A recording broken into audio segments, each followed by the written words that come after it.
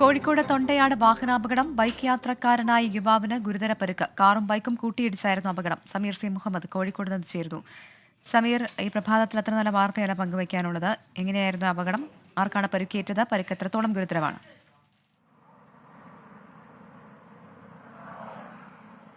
പ്രവിധ, കോഴിക്കോട് തൊണ്ടയാടാണ് വാഹനാപകടം ഉണ്ടായിരിക്കുന്നത്. കാറും ബൈക്കും കൂട്ടിയിടിച്ചാണ് അപകടം. ഇതിലാണ് ബൈക്ക് യാത്രികനായ കുന്നമംഗലം സ്വദേശിയായിട്ടുള്ള ആകാശിന് പരിക്കേറ്റിരിക്കുന്നത്.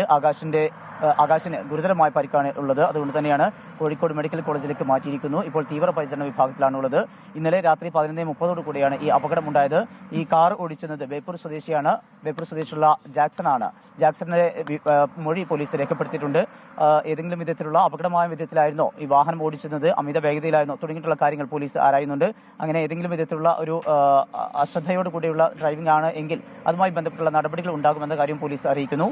എന്തായാലും KL 11 AQ 5111 എന്നുള്ള ബൈക്കും അതുപോലെ തന്നെ KL 85 82 89 എന്നുള്ള കാറും തമ്മിലാണ് കൂട്ടിയിടിച്ചിരിക്കുന്നത്. ഇതുമായി ബന്ധപ്പെട്ട് നിലവിൽ പോലീസ് കേസെടുത്തിട്ടില്ല. എന്തായാലും ഈ വാഹനം ഓടിച്ച യുവാവിന്റെ മൊഴി പ്രാഥമികമായി പോലീസ് രേഖപ്പെടുത്തിയിട്ടുണ്ട്. അപകടമായ അവസ്ഥയിലായിരുന്നു വാഹനം ഓടിച്ചതെങ്കിൽ കേസെടുക്കും, തുടർന്നുള്ള നടപടിയിലേക്ക് നീങ്ങും എന്ന കാര്യമാണ് പോലീസ് വ്യക്തമാക്കുന്നത്. പ്രവിധ. സമീർ സി മുഹമ്മദാണ് വിവരങ്ങൾ നൽകിയത്.